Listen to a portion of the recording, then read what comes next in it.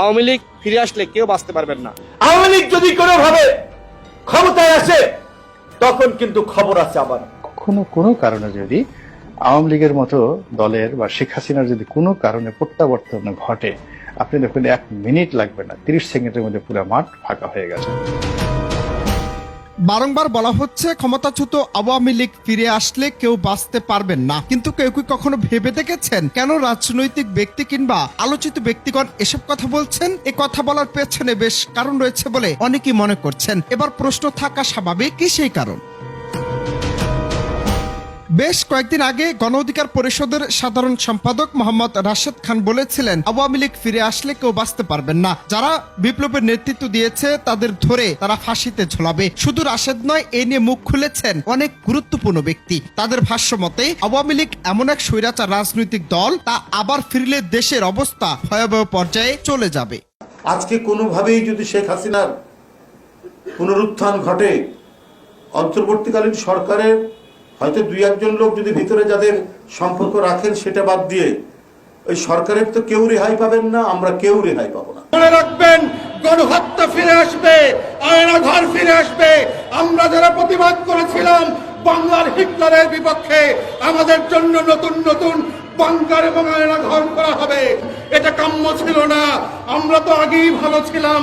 যারা 32 নম্বরে বুলডোজার দিয়ে বলবার চেষ্টা করছেন এটা মেনে নেওয়া যায় না, তারা জাতিসংঘের 114 পৃষ্ঠার প্রতিবেদন মনোযোগ সহকারে প্যারায় প্যারায় লাইনে লাইনে পড়েন। এই হাসিনা কোন হাসিনা? এই হাসিনা কোন হিটলার? এই হাসিনা কোন রাজবংশের মুসলিনী হয়ে ফ্রাঙ্কো হয়ে ফিরে এসেছিল? এটাই হচ্ছে জাতিসংঘের 2025 সালের প্রতিবেদন। শেখ হাসিনা এবং আওয়ামী লীগের আমলনামা এই 114 পৃষ্ঠার পরতে পরতে লেখা আছে। রাজনৈতিক ব্যক্তিরা বলছেন শেখ হাসিনা পালিয়ে গেছে, তবে ফ্যাসিবাদ এখনো পালায়নি। সরকারের সমস্ত সেক্টরে আওয়ামী লীগের দোসররা বসে রয়েছে। হাসিনা পালিয়ে গেলেও তার প্রেতাত্মারা বাংলাদেশে রয়ে গেছে। যতক্ষণ না নির্মূল হচ্ছে ততক্ষণ লড়াই চালিয়ে যেতে হবে। বিশ্লেষকরা বলছেন একটি অধ্যায় কেবল শেষ হয়েছে, হাসিনার পতন। এখন অব্দি নতুন বাংলাদেশ বিনির্মাণ করতে না পারা যায়, তাহলে সামনে মহাবিপদ। ফ্যাসিজমকে আমরা ধ্বংস করি। হাসিনা পালিয়ে গেছে, কিন্তু ফ্যাসিবাদ কিন্তু পালিয়ে যায়নি। এখনো পর্যন্ত প্রশাসনে, পুলিশে, র্যাবে, বিজিবিতে, সরকারের সমস্ত সেক্টরে, প্রশাসনের সব জায়গায় কিন্তু এখনো পর্যন্ত আওয়ামী লীগ বসে রয়েছে। সুতরাং শুধুমাত্র যদি আপনারা সন্তুষ্ট হয়ে যান বা আত্মতৃপ্তির আপনারা ঢেকুর গেলেন যে হাসিনা তো ভারতে পালিয়ে গেছে, হাসিনা রেজিম শেষ, না। হাসিনা পালিয়ে গেলেও হাসিনার প্রেতাত্মারা এখনো পর্যন্ত বাংলাদেশে রয়েছে। যতক্ষণ না তারা নির্মূল হচ্ছে, আমাদের সংগ্রাম জারি রাখতে হবে। তাহলে কি আমরা দুদিন পর পরে রাজপথে নেমে তাদের মোকাবেলা করব? রক্তের গঙ্গা বয়ে যাবে, রক্তের হোলি খেলা শুরু হবে, আর আপনারা উপদেষ্টা হয়ে সেখানে বসে বসে সেগুলোকে উপভোগ করবেন? আমাদের গোয়েন্দা সংস্থার যে মশাইরা আছেন, এনএসআই এর মশাইরা, এসবির মশাইরা, ডিজিএফআই এর মশাইরা, আপনারা কি করছেন? আপনারা কি নাকে তেল দিয়ে ঘুমাচ্ছেন? আপনারা কি মশা মারছেন না ঘাস কাটতেছেন? সরকারের উপদেষ্টা, মাননীয় উপদেষ্টাদের প্রতি আহ্বান জানাবো যে এই ব্যর্থতা কিন্তু আপনারা কিন্তু প্রকারান্তে দেশ চালাতে ব্যর্থ হচ্ছেন। আজকে কোনোভাবেই যদি শেখ হাসিনার পুনরুত্থান ঘটে, অন্তর্বর্তীকালীন সরকারের হয়তো 2-1 লোক যদি ভিতরে যাদের সম্পর্ক রাখেন সেটা বাদ দিয়ে ওই সরকারের তো কেউ রেহাই পাবেন না, আমরা কেউ রেহাই পাবো না। ইতিমধ্যেই আওয়ামী লীগের লোকরা হত্যার মতো জঘন্য কাজও করেছে।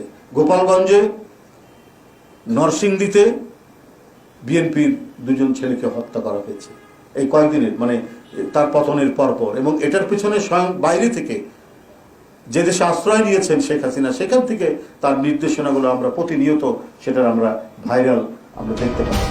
যদিও আওয়ামী লীগ ফ্যাসিস্ট দল, ফলে তাদের আর রাজনীতিতে ফিরতে দেয়া হবে না বলে মন্তব্য করেছেন তথ্য সম্প্রচার উপদেষ্টা নাহিদ ইসলাম। তিনি বলেছেন, এখন বিতর্ক হচ্ছে আওয়ামী লীগ রাজনীতি করতে পারবে কিনা। আপনারা আওয়ামী লীগকে ফ্যাসিস্ট রাজনৈতিক দল বলছেন, তখন প্রশ্ন আসে ফ্যাসিস্ট রাজনৈতিক দল গণতান্ত্রিক কাঠামোতে কিভাবে রাজনীতি করতে পারে? সুতরাং আওয়ামী লীগ রাজনীতিতে ফিরতে পারবে না।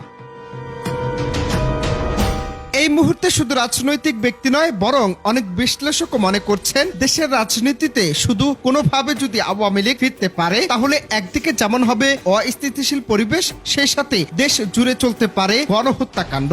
যার কারণে শুধু রাজনৈতিক দল নয়, বরং সাধারণ মানুষও চায় না যে স্বৈরাচার দেশ থেকে বিতাড়িত হয়েছে কোনোভাবেই আর সেই স্বৈরাচার এই দেশে ফিরে আসুক।